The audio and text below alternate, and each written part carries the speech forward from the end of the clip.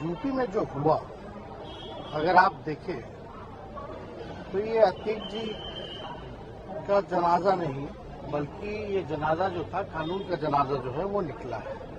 आपने सुना कि तेजस्वी यादव क्या कह रहे हैं। अतीक जी का जनाजा जो प्रयागराज में निकल रहा है वो अतीक जी का जनाजा नहीं है बल्कि उत्तर प्रदेश में कानून व्यवस्था का जनाजा है। अतीक जी ये माफियाओं, गुंडों और आतंकवादियों को जी कहकर संबोधित करने वाली जो राजनीति है, आज हम इसी का विश्लेषण करेंगे। नमस्कार, मैं हूं अभिषेक पांडे और आप देख रहे हैं नूरा कुश्ती। अगर आपको हमारा ये वीडियो पसंद आए तो प्लीज़ इसको लाइक, कमेंट और शेयर करिएगा। अगर आपने चैनल को सब्सक्राइब नहीं किया है तो प्लीज़ चैनल को सब्सक्राइब करके बेल आइकन ज़रूर दबाइएगा। उत्तर प्रदेश में अतीक जी का जनाजा नहीं निकल रहा है बल्कि कानून व्यवस्था का जनाजा निकल रहा है। ओसामा जी, आपको ध्यान होगा, कांग्रेस के बहुत बड़े नेता हैं दिग्विजय सिंह जी, उन्होंने ओसामा बिन लादेन को ओसामा जी कहकर संबोधित किया था। ये अतीक जी, ओसामा जी इन गुंडों, माफियाओं और आतंकवादियों के नाम के आगे बहुत ही सम्मानपूर्ण ढंग से जी लगाकर संबोधित करना और हमारे अपने देश के 140 करोड़ की जनता के चुने हुए प्रधानमंत्री नरेंद्र मोदी को मोदिया, गुजराती ठग, चोर, बेईमान, मौत का सौदागर, खून का दलाली करने वाला, ऐसे संबोधन, ये जो विचारधारा है ये कहां से पनपती है, कहां से शुरुआत होती है इस बात की। हम और आप कोई भी चीज कहां से सीखते हैं? किसी भी चीज को सीखने के लिए ज्यादातर 3 सोर्सेज जिम्मेदार होते हैं। एक आपका घर, जहां आपके माता पिता आपको किस तरह से ट्रेनिंग देते हैं, किस तरह से आपको संस्कार देते हैं कि आपको सामने वालों से कैसे व्यवहार करना है। दूसरा आपका स्कूल, आपका विद्यालय, कॉलेज, यूनिवर्सिटी, जहां आपको एक अच्छा नागरिक बनने की भी ट्रेनिंग दी जाती है। और तीसरा आपकी संगत, आपके दोस्त, आपके मित्र, सुबह शाम आपसे मिलने वाले। अब इन तीनों का विश्लेषण करते हैं कि तेजस्वी यादव जी के साथ ये जो 3 सोर्स हैं, इन्होंने किस तरह से मिलकर उनको ट्रेनिंग दी है। सबसे पहले उनका घर, उनके माता पिता श्रीमान लालू यादव जी, श्रीमती राबड़ी देवी जी, उनके भाई बहन।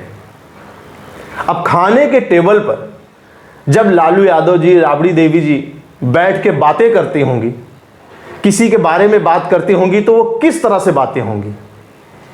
लालू यादव को और राबड़ी देवी जी को जो जानते हैं, जिन्होंने उनका भाषण सुना है, उनको पता होगा कि ये लोग किस भाषा में किससे बात करते हैं। लालू यादव जी ने कभी आज तक किसी को इज्जत दे के बात की हो, ऐसा कोई भाषण मुझे नहीं याद आता। चाहे कोई रैली हो और चाहे संसद के अंदर हो, चाहे विधानसभा के अंदर हो, हर जगह उनका अंदाज केवल चुटकुलेबाजी, लोगों की टांग खिंचाई करना और उसमें चुटकुलेबाजी करना। राबड़ी देवी जी ने एक बार नीतीश कुमार के ऊपर बहुत गंभीर टिप्पणी की थी।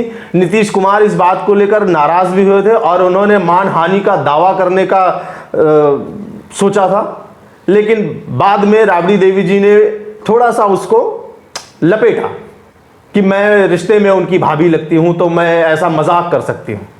लेकिन नहीं, वो मजाक नहीं था, वो आपकी भाषा थी, जिस भाषा में आपने बात किया। तो वही चीज लालू यादव जी और राबड़ी देवी जी से तेजस्वी यादव और तेज प्रताप में आया। तेज प्रताप को भी अगर आपने कभी बात करते हुए सुना है तो मोदी जी के बारे में उन्होंने किस किस तरीके की भाषा का इस्तेमाल किया है, ये सब आपको गूगल पे वीडियोस में देखने को मिल जाएगा, सुनने को मिल जाएगा। तो ये मर्डर कराने की साजिश रची जा रही है, उनको मुंह तोड़ जवाब हम देंगे। नरेंद्र मोदी जी का खाल उतरवा लेंगे। लालू यादव जी जब तक राजनीति में रहे, उन्होंने गुंडों, माफियाओं को भरपूर प्रश्रय दिया। शहाबुद्दीन, आनंद मोहन, आनंद सिंह, ये सब इनके बहुत चहेते नेता रहे हैं और ये तो वो बड़े नाम हैं जो राष्ट्रीय स्तर पर छा गए। छोटे लेवल पर और न जाने ऐसे कितने नेता हैं जिनको हम और आप यहां बैठ के नहीं जान पाते हैं, लेकिन उनको लालू यादव का भरपूर प्रश्रय था, जिसकी वजह से वो बड़े नेता बने। और अभी भी वो चीज कायम है। आज के समय में जबकि नीतीश कुमार मुख्यमंत्री हैं, तेजस्वी यादव उप मुख्यमंत्री हैं, आनंद मोहन वो जेल में बंद हैं, उनको जेल से निकालने के लिए कानून में संशोधन की बात की जा रही है। उम्र कैद की सजा उनको मिली है और उनको अच्छी विचारधारा के चक्कर में बाहर निकालना है तो कानून में संशोधन करना है।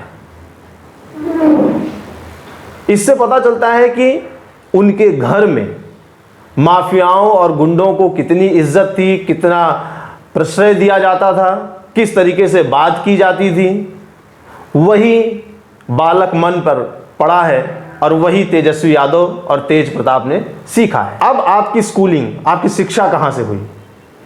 अब ये दुर्भाग्य से तेजस्वी यादव जी इतने पढ़े लिखे हैं, आपको पता ही है कि वो कौन कौन से स्कूल, कॉलेज और यूनिवर्सिटी में गए हैं। अब अगर कोई बच्चा स्कूल गया ही नहीं है तो उसको कैसे पता होगा कि स्कूलों में क्या पढ़ाया जाता है, वहां पे व्यक्तित्व का विकास किस तरह किया जाता है, पर्सनालिटी डेवलपमेंट के क्या क्या क्लासेस चलते हैं।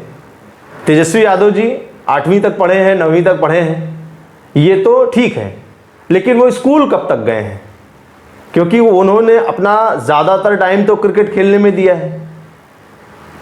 तो स्कूलों में जिस तरीके की शिक्षा दी जाती है वो शिक्षा शायद उनको मिली ही नहीं है।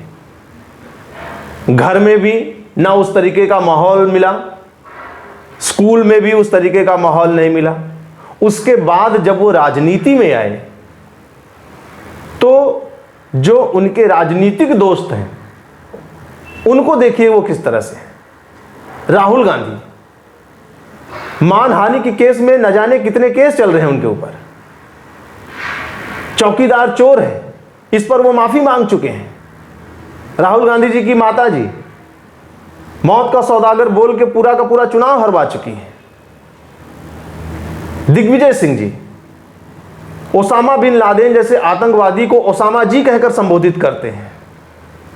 और फिर अब उनकी जो नई नई दोस्ती हुई है अरविंद केजरीवाल, शायद इस समय भारतीय राजनीति में सबसे गंदी भाषा बोलने वाले राजनेता अरविंद केजरीवाल, उनके मुंह से केवल और केवल गाली निकलती है, केवल गंदगी निकलती है। वो विधानसभा का सत्र बुलाकर एक दिन का पूरा समय बर्बाद कर देते हैं सिर्फ इस बात पे कि वो मोदी जी को गाली दे सके। भाषणों में उनकी भाषा सुनिए, करना, आना, बोलना, ये उनकी भाषा होती है। कहते तो हैं कि वो IITian हैं, इनकम टैक्स डिपार्टमेंट में कुछ कमिश्नर टाइप रहे हैं, मगर उनकी भाषा, उनका भाषण सुन के लगता ही नहीं कि ये कोई पढ़ा लिखा आदमी बोल रहा है।